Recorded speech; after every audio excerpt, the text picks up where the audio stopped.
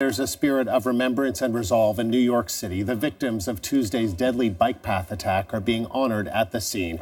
At the same time, New York is sending a message that the city isn't going to change. The CBC's Ellen Morrow has more from New York at the site of a growing memorial.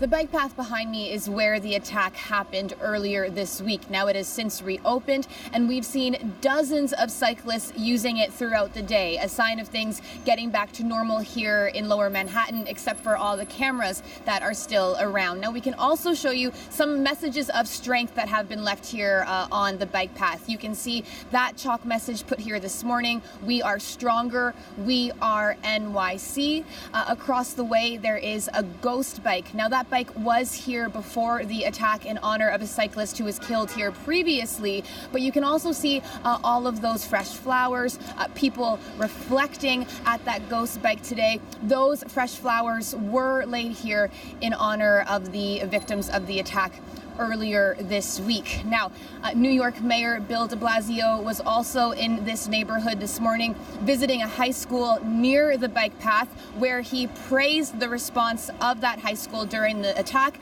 as well as the resiliency of New Yorkers. Here's what he had to say. Everyone had each other's backs, and they knew they had to be there for each other.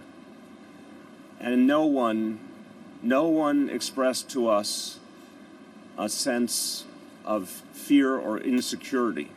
They simply were resolute. Now, charges have been laid against the accused in this attack, a man named Sayfullo Saipov. And in the court documents filed against him, investigators allege that Saipov had been planning an attack for about a year and that he practiced ahead of time.